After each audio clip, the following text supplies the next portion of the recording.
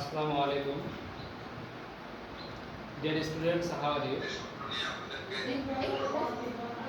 I'm also fine. আমাদের বিরামপুর সরকারি কলেজে এই প্রথম অনলাইন ক্লাস চালু হয়েছে এবং আমরা আশা করি তোমরা সবাই এই ক্লাসগুলো দেখলে উপকৃত হবে।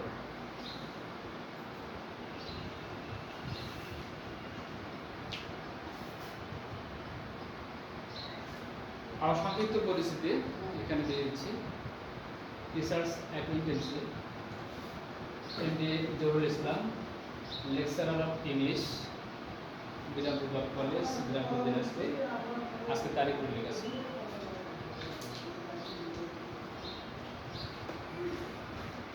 Welcome to English class. এখানে দুটি বিষয় উল্লেখ করছি যে আজকের ক্লাসের তাৎপর্য কি, এবং আমরা সাধারণত ইংরেজির ভীতি সবার মধ্যেই আছে, আর এটিকে দূর করার জন্য আমরা যত সহজে এটিকে বোঝানো যায় তোমাদেরকে সেটি আমরা চেষ্টা করব।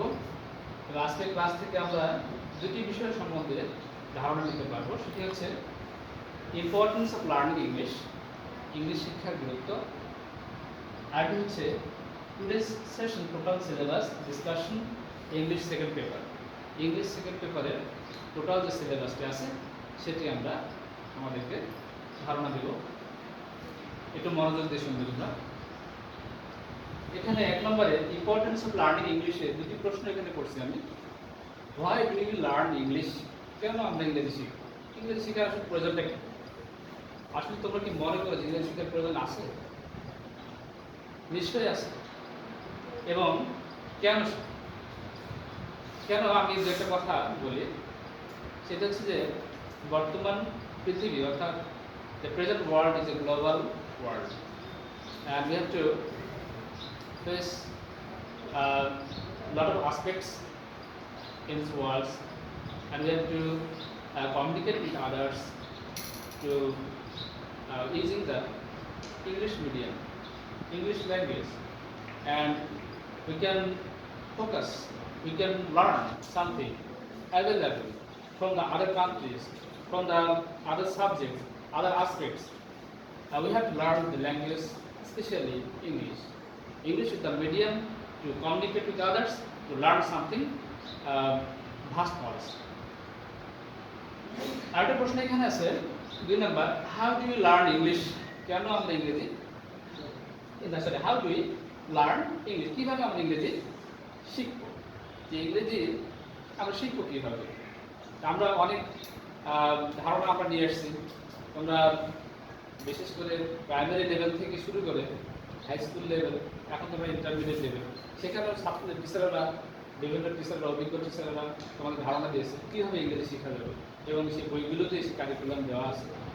এবং এখানে আমাদের ইন্টারমিডিয়েটে আসেও এখানে শেখার যা বিষয়টা একটু ভাস্ট, একটু উপর লেভেলে চলে আসে। যেমন এখানে আমরা কি বলে পার্সন স্পিচ শেখাবো না, পার্সন স্পিচের ব্যবহার এখানে শেখাবো না, সেন্টেন্স তৈরি করতে হবে। তাহলে কিভাবে আমরা শিখবো? এটি শেখার বিভিন্ন ওয়ে আছে। তা আমি প্রথমে যেটি মনে করি, ছাত্রদের এই ভীতি দূর করার জন্য প্রথমেই হতে হবে curiosity. Every students has to be curious to know the unknown. Especially English is a hard subject because it is not our mother tongue, and we have to be conscious and we have to be curious to learn the language because it is a foreign language. At first, I think that I have to emphasize on the curiosity. You have to create curious mind, then to go forward. And I think that you must to find out the way to learn this language. যেমন হতে পারে টিচারদের lecture খুব মনোযোগ দিয়ে শোনা, এবং কারিকুলামে যে শব্দ, যেমন ফার্স্ট পার্টে অনেক ভোকাবুলারি শেখা আছে, সেক্ষেত্রে তোমরা ভোকাবুলারি জানতে পারো। আবার সেকেন্ড পেপারে কীভাবে সেন্টেন্স মেকিং হয় সেটি তোমরা দেখতে পারো। এছাড়া কী হতে পারে, যেমন আমরা টিভিতে খবর শুনতে পারি, ইংরেজি খবর শুনতে পারি। এছাড়া আরও কী হতে পারে, যেমন হতে পারে ইংরেজি পত্রিকা নিতে পারে।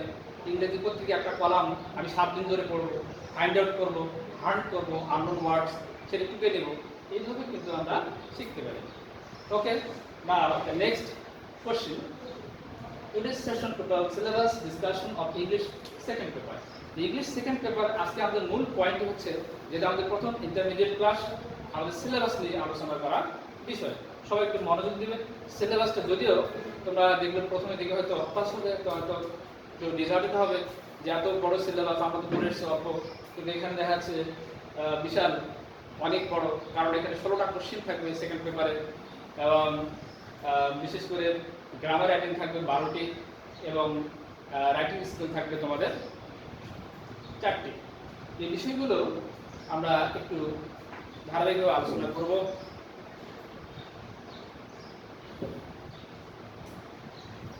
আমরা স্ক্রিনে দেখতে পাচ্ছি, দেখো 1 number gap filling activities without clues.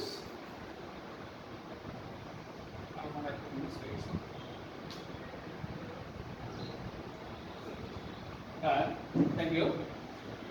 Part 1, আমরা পার্ট 1 এ দেখতে পাচ্ছি গ্রামার টেস্ট আইটেমস মার্কস 60, অর্থাৎ গ্রামার টেস্টে থাকবে তোমাদের 60 মার্কস, অর্থাৎ 60 মার্কস।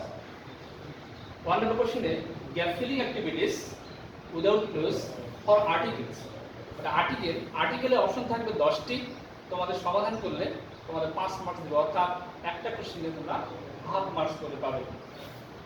এক্সাম্পল এখানে আমরা দেখতে পাই, যেমন এ এন্ড বি। আমরা জানি আর্টিকেল এ এন্ড বি এই তিনটি। এখানে এই আর্টিকেলকে আমরা দুটি ভাগে ভাগ করা আছে। আমি সংক্ষিপ্তভাবে বলতেছি, indefinite article a and 2 number definite article B. আচ্ছা, যদিও আমি শুধুই সিলেবাস নিয়ে আলোচনা করব, ডিটেলসে যাব না।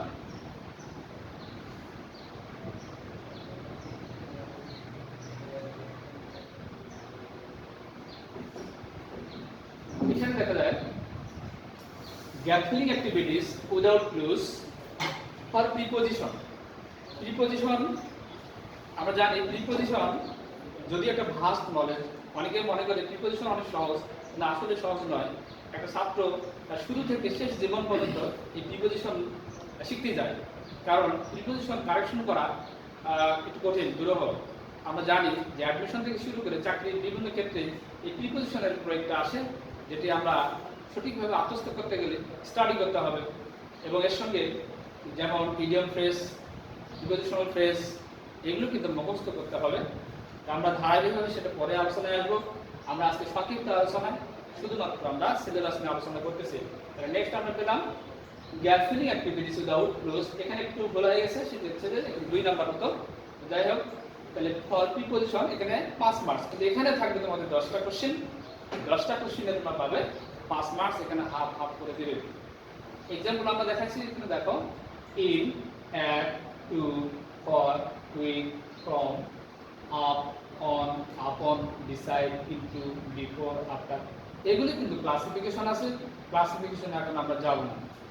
এটাতে উদাহরণ আমরা দিচ্ছি, এখানে দেখো দেয়ার ইজ এ পেন, এখানে গ্যাপ দেওয়া আছে, দ্য টেবিল। ফাইন্ড আউট করো যেখানে এই গ্যাপে কোন প্রিপোজিশন বসতে পারে। দেয়ার ইজ এ পেন, এখানে দেখো অন, অন মানে উপরে, তাহলে there is a pen on the table. তাহলে এই প্রিপোজিশনগুলো সম্বন্ধে আমাদের অর্থ জানা জরুরি। কোনটা কি, অ্যাট কখন বসে, ইন কোথায় বসে। ইন যেমন কোনো কিছুর মধ্যে বসে, দেশের ক্ষেত্রে বসে, বড় স্থানের ক্ষেত্রে বসে, আবার ছোট রুমের ক্ষেত্রে ইন বসতে পারে। যেমন হতে পারে we are in the class. আবার দেখো যে উই লিভ ইন বাংলাদেশ। ঠিক এরকম এগুলোর বিভিন্ন ক্লাসিফিকেশন সেগুলো জানতে হবে। অন, অন মানে উপরে, যেমন we stand on the floor, এটা হতে পারে। যেমন the pen on the pen, there is a pen on the table. ঠিক এইভাবে নেক্সট দেখো সাকিব কেম দ্য স্টেডিয়াম, এখানে গ্যাপ দেওয়া আছে এ ক্রিকেট ব্যাট। তাহলে সাকিব, এখানে সাকিব আমরা মনে চিনি, সবাই চিনি সাকিবকে, বাংলাদেশের একজন, শুধু বাংলাদেশে না সারা পৃথিবীতে নাম করা অলরাউন্ডার, ক্রিকেট অলরাউন্ডার। তাহলে সাকিব কেম এখানে গতিশীল অবস্থায় প্রবেশ করতেছে স্টেডিয়ামে। গতিশীল অবস্থায় প্রবেশ করার ক্ষেত্রে ইনটু ব্যবহার করতে হয়। তো এগুলো জানতে গেলে আরো ডিটেলস ভালো করে পড়তে হবে এবং এগুলোর অর্থ সম্বন্ধে জানতে হবে, সেটা আমরা সহজে জানাবো। এবং আমরা যারা স্যাররা আছে এবং ইংরেজি স্যারই শুধু না, অন্যান্য স্যারেরা তারা তাদের ক্লাসগুলো সুন্দরভাবে নেবে, ধারাবাহিক ক্লাসগুলো দেখবে, তোমরা উপকৃত হবে। আমরা নেক্সট এগুলো ডিটেলস আলোচনা করব। Sakib came into the stadium, Sakib স্টেডিয়ামে প্রবেশ করলো। এটা গতিশীল অবস্থায় প্রবেশ করার ক্ষেত্রে ইনটু ব্যবহার করা হয় with a cricket bat.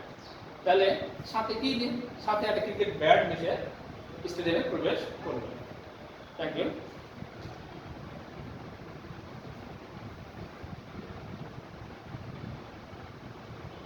Next item আসি আমরা, দেখো 3 number question, gap filling with clues for completing sentence. তাহলে এখানে তোমরা 5 মার্কস পাবে gap filling with clues for completing sentences. অর্থাৎ কিছু সেন্টেন্স থাকবে যেগুলো গ্যাপ দেওয়া থাকবে, সেগুলো তোমাকে পূরণ করতে হবে। এখানে কিন্তু অপশন থাকবে 10টা, হাফ হাফ করে মার্কস তোমরা পাবে 5। এখন দেখো কিছু ওয়ার্ডস এখানে আমি লিখে দিচ্ছি যেগুলো অ্যাভেলেবল ব্যবহার হয় থাকে, এর বাইরেও হতে পারে, এগুলোর ব্যবহারটা সবচেয়ে বেশি।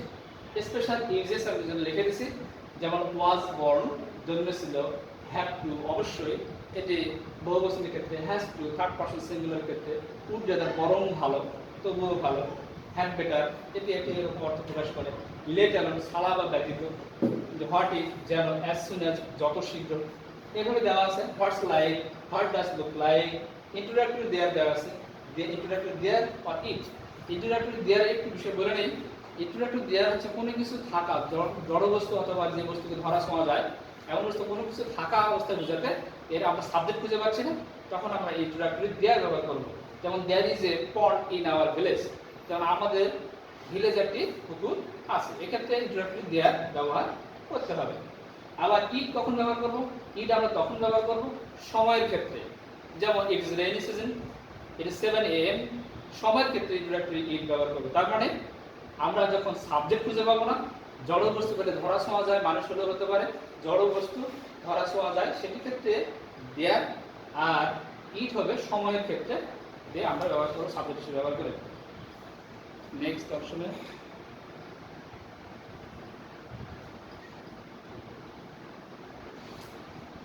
এখন থেকে আমরা 4 নম্বরে 4 নম্বর কোশ্চেন কি বলছে, question number 4, completing sentence use of conditionals, phrase and ওয়ার্ডস।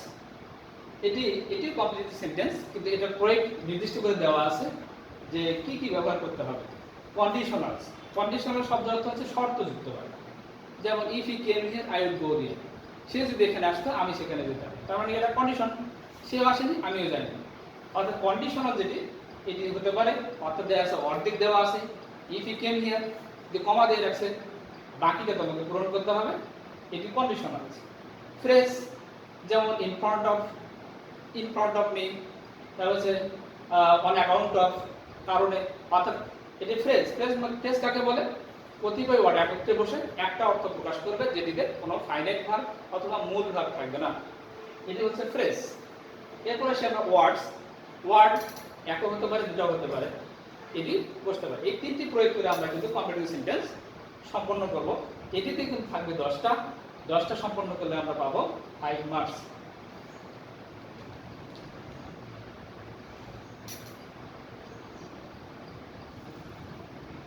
এরপর আমরা সবচেয়ে গুরুত্বপূর্ণ আমি মনে করি গ্রামারের, আমার ক্ষেত্রে মনে হয় যেটি, যে ভার্বস হচ্ছে সবচেয়ে গ্রামারের যেটা বলা হয় মাদার অফ গ্রামার, ভার্বস হচ্ছে দ্য মাদার অফ গ্রামার। তাহলে গ্রামার জানতে গেলে এই ভার্বস অপশনটা খুব ভালো করে জানতে হবে। আমি নেক্সট ক্লাসে হয়তো ভার্ব নিয়ে আলোচনা করবো, তোমাদের বোঝানোর চেষ্টা করবো। এই ভার্বসটি খুব ভালো করে জানতে হবে, কারণ এটির দ্বারা যত সেন্টেন্স আমরা তৈরি করব এই ভার্ব কিন্তু লাগবে। এই জন্য কি করতে হবে, এখানে মোটা দাগে দু একটা কথা বলে নেই, যে এটি সমাধান করতে গেলে আমরা কি করতে হবে। এটিতে অপশন থাকবে 10টি, যেটিতে আমরা 5 মার্কস পাবো। এখানে যেমন আমাদের জানতে হবে কাইন্ডস অফ ভার্ব, অর্থাৎ ভার্বের শ্রেণীবিভাগটা খুব ভালো করে জানতে হবে। এরপরে জানতে হবে সেন্টেন্স, টেন্স, এইসব পার্টিসিপেন্ট ভালো করে, ভয়েস জানতে হবে। এই বিষয়গুলো খুব ভালো করে ক্লিয়ার করে জানলে এবং এর সঙ্গে ভোকাবুলারি লাগবে, তাহলে আমরা এইভাবে এটি সমাধান করতে পারবো খুব সহজে। এবং এটি সমাধানে শুধু না, কারণ সেন্টেন্স মেকিং এর ক্ষেত্রে খুবই হেল্পফুল হবে, তোমরা সহজেই সেন্টেন্স তৈরি করতে পারবে।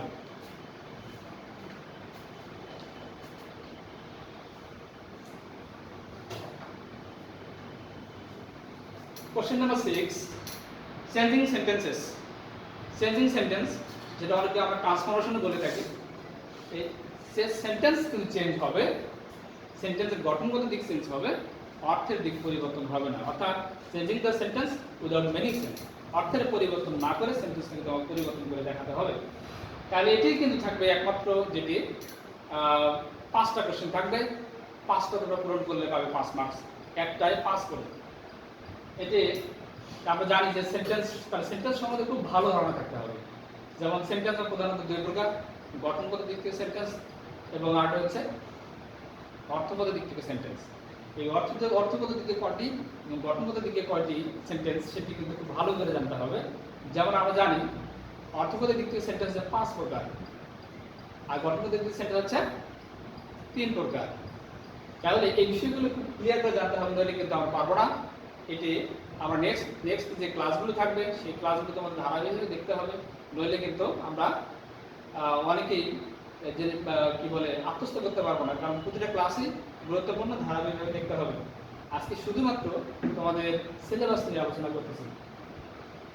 7 নম্বর দেখো, ন্যারেটিভ স্টাইল অথবা ন্যারেশন অথবা স্পিচ। যেটা আমরা বলি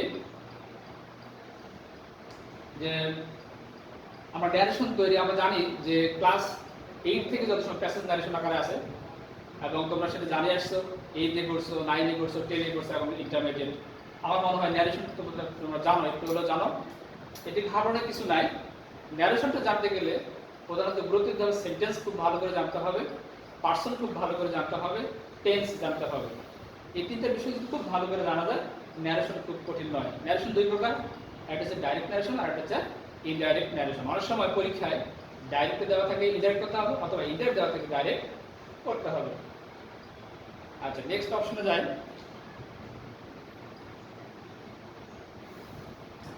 8 নাম্বার, প্রোনাউন্স রেফারেন্সেস অথবা প্রোনাউন এগ্রিমেন্ট।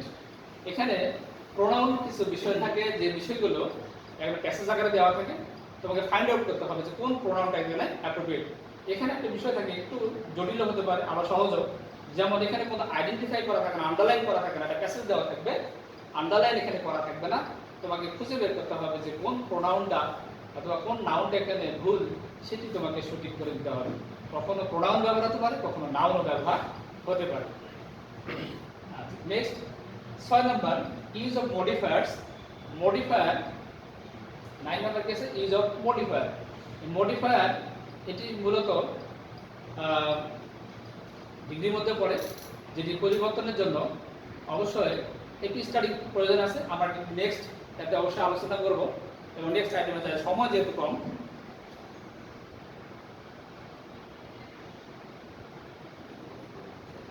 10 নম্বর দেখি এবার। 10 নম্বর ইউজ অফ কানেক্টরস। কানেক্টরস মানে কি? লিঙ্কার, অর্থাৎ সংযোগ স্থাপন করে দিয়ে থাকে। এটি যেমন কত প্রকারের লিঙ্ক হতে পারে, সংযোগ স্থাপন করে কিভাবে, কার ক্ষেত্রে। যেমন একটা ওয়ার্ডের সঙ্গে আরেকটা ওয়ার্ড জুড়ে দিতে পারে, আবার একটা সেন্টেন্সের সঙ্গে আরেকটা সেন্টেন্স যুক্ত করতে পারে, আবার সেন্টেন্স শেষ হয়েছে অর্থের মিল করার জন্য ওয়ার্ড ব্যবহার করা হয়ে থাকে। সেগুলো আমরা এই কানেক্টরসের মাধ্যমে করে থাকি। যেমন as soon as if, therefore, if, later, does, etc. এগুলো ব্যবহার হয়ে থাকে। আমরা নেক্সট ক্লাসগুলোতে সেগুলো আলোচনা করব। 11 number, use of synonyms and antonyms. আমার মনে হয় আমরা সবাই জানি সিনোনিম শব্দের অর্থ হচ্ছে সমর্থক, অ্যান্টোনিম হচ্ছে বিপরীত অর্থক। সমর্থক কোনগুলি? যেগুলি একই রকম অর্থ বোঝায়। যেমন হতে পারে বিউটিফুল, এক্ষেত্রে সিমিলার ওয়ার্ড হতে পারে নাইস। আবার বিউটিফুলের আমরা যদি বলি অ্যান্টোনিম আগলি, কুৎসিত। তাহলে এভাবে যেমন সিনোনিম সমর্থক শব্দ, আবার অ্যান্টোনিমের বিপরীতার্থক শব্দ দেওয়া থাকে। এখানেও থাকে 10টা আইটেম, 10টা আমরা 5 মার্কস পেয়ে থাকি, এবং এগুলো আমরা নেক্সটে ধারাবাহিকভাবে আলোচনা করব। এরপরে আমরা 12 নাম্বার পাংচুয়েশন। তাহলে পাংচুয়েশন মার্কস, যেটি গ্রামার আইটেমের সর্বশেষ, এটা হচ্ছে সর্বশেষ আইটেম। 12টা যে আইটেমের কথা বললাম, এটা হচ্ছে সর্বশেষ আইটেম। এই সর্বশেষ আইটেম হচ্ছে পাংচুয়েশন গ্রামারের যেটা আমরা 5 পাবো, কিন্তু এখানে 10টা অপশন থাকবে। আমরা 500 মার্কস মনে জ্যোতিষচিহ্ন নাম অনেকে শুনছি। জ্যোতিষচিহ্ন আবিষ্কারক কে? প্রথম বাংলায় আবিষ্কার করেছেন কে জানো কি তোমরা? ঈশ্বরচন্দ্র বিদ্যাসাগর প্রথম জ্যোতিষচিহ্ন বাংলায় প্রয়োগ করেছেন। এই জ্যোতিষচিহ্ন আমরা এটি একটু জানতে হবে ভালো করে। খুব সহজেই কিন্তু এখানে মার্কস ক্যারি করা যায় একটু স্টাডি করলে।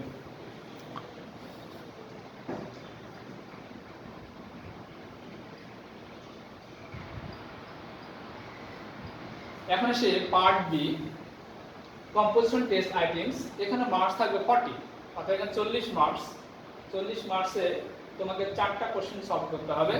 এর যে রাইটিং টেস্ট, যেটা আমরা বলি ফ্রি রাইটিং অর্থাৎ ফ্রি হ্যান্ড রাইটিং, যেটাই বলি না কেন। যেমন এখানে 13 নম্বর কোশ্চেন আছে ফর্মাল লেটার অথবা ইমেল। ইমেল আসতে পারে, ফর্মাল লেটারও আসতে পারে। তাহলে ফর্মাল লেটার কাকে বলে সেটা কি জানো তোমরা? Informal letter, formal letter. Informal letter হচ্ছে যেটা গণনামূলক পত্র, ফর্মাল লেটার হচ্ছে যেটা আবেদনপত্র যেটা আমরা বলি। তাহলে এটিতে পাবে তোমরা 8 মার্কস। এর পাশে 14 নাম্বার রিপোর্ট রাইটিং, যেটা ফর নিউজ পেপারস, অর্থাৎ নিউজ পেপারে লিখতে হয় রিপোর্ট যেটা বলে, বা বাংলা যেটা বলে প্রতিবেদন। এই প্রতিবেদন লিখতে হবে। সেই প্রতিবেদনটা মোটামুটি 1.5 পেজ এরকম অথবা 1 পেজ হতে পারে। এই প্রতিবেদনে তোমরা পাবে 8 মার্কস।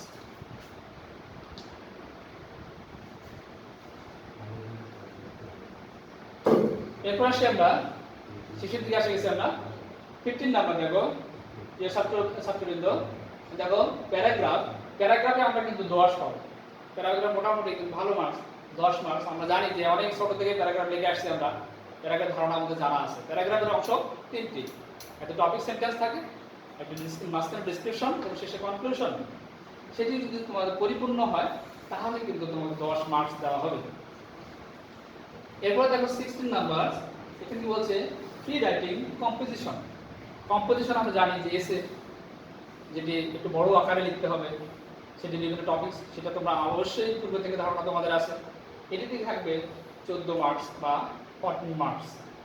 এই গেল তোমাদের সিলেবাস সম্বন্ধে আলোচনা। আমি আশা করি তোমাদের আলোচনাটি ভালো লেগেছে এবং সামনে যে ক্লাসগুলো আছে তোমরা ধারাবাহিক হিসেবে দেখবে। এবং আমি মনে করি প্রতিটা ক্লাসেরই গুরুত্ব আছে এবং একটার সঙ্গে আরেকটি কমিউনিকেশন আছে। একটা যদি গ্যাপ দেওয়া পরেরটা বুঝবে না। তবে আমি আশা করি তোমরা সব ক্লাসগুলি দেখবে মনোযোগ সহকারে। সব ক্লাসগুলো তোমরা মনোযোগ সহকারে দেখবে এবং প্রতিদিনের যে রুটিন অনুযায়ী যে ক্লাসগুলো হচ্ছে তোমরা সবগুলি ক্লাসই দেখবে এবং তোমাদের সুস্বাস্থ্য কামনা করতেছি। ধন্যবাদ সবাইকে। আসসালামু আলাইকুম।